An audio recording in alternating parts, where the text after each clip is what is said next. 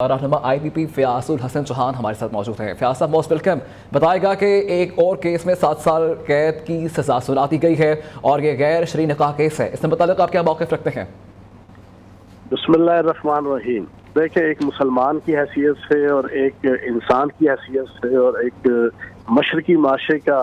वासी होने की हैसियत से मुझे अफसोस से कहना पड़ता है कि मैं इस टॉपिक के ऊपर कोई बात करूं, लेकिन मसला ये है कि जब ये इशू सरे आम आ गया, जो शोहर था जिसकी बीवी उससे तलाक लेके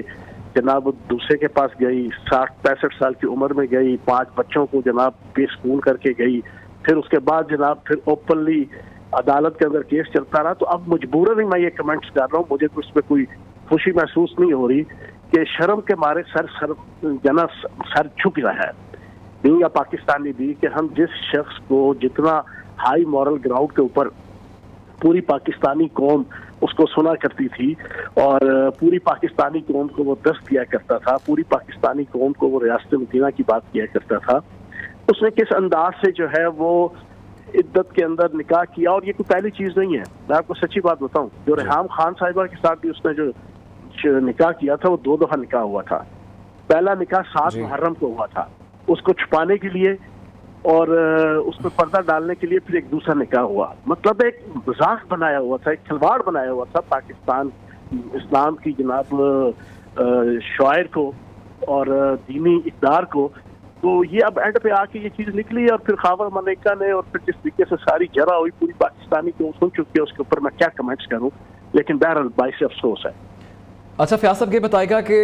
वकला PTI की जानिब से और पूरी PTI की जानिब से ये मौक़िफ़ सामने आ रहा है कि कहीं ना कहीं पॉलिटिकल विक्टिमाइजेशन है, हमें फेयर ट्रायल नहीं दिया जाता, इससे मुताल्लिक आप क्या कहेंगे? यार देखो, पॉलिटिकल विक्टिमाइजेशन की बात नहीं है। जब शोहर आ गया, जब निकाह खान आ गया, जब दोनों गवाह आ गए, जब दाएं बाएं के सारे लोग आ गए, फिर जब अपने मुंह से मान लिया कि दूसरी दफा निकाह क्यों करवाया गया, चले ये बताएं। पहली दफा अगर निकाह हुआ तो दूसरी दफा निकाह क्यों करवाया गया? अच्छा, फिर ये इशू क्यों आया कि जब आपने पूरी की पूरी रियासत को, रियासत के हर फर्द को, अपने हर मुखालिफ को, अदालतों को, रियासती इदारों को, पूरे माशरे को, पूरी सोसाइटी को आपने अजाब में मुब्तला कर दिया कि नहीं मैं ठीक हूँ बाकी सब खराब है, तो फिर आपके उस ठीक होने के दावे के ऊपर जब आप खुदाई उतार बनने का दावा करेंगे, जब आप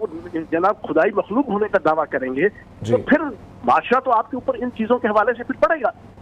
या तो आप मान लें, मैं अपने आप को मारूंगा यार मैं गुनहगार शख्स हूं, यार मैं नहीं इतना, मैं फलां, तो बंदा उसके मुताबिक फिर सोसाइटी और माशरा उसको डील करता है। जब आप कहें कि नहीं मैं आसमान से उतरी हुई मखलूक हूँ, मुझे कोई हाथ नहीं लगा सकता, मुझे कोई छू नहीं सकता, मेरा इखलाक, मेरा किरदार, मेरी सोच, मेरी फिक्र, मेरी आइडियोलॉजी, मेरे फैसले, हर चीज अल्लाह के बाद नऊज़ बिल्लाह माज़अल्लाह जना वो बरहक है। जब आप ऐसा एटीट्यूड अपने जनाब एक्टिविस्ट के जरिए से, अपने फॉलोअर्स के जरिए से, अपनी पार्टी के जरिए से, अपनी सोशल मीडिया टीम के जरिए से और अपने जरिए से जब आप लेकर आएंगे, तो फिर जनाब कानून और माशरा, अवाम, अदालतें फिर आपको उसी अंदाज से ट्रीट करेंगी। तो जब ट्रीट करेंगी तो फिर आप नहीं, जब आप एक साफ सुथरे ग्राउंड में होंगे तो फिर आपको ये चीजें भुगतनी पड़ेगी।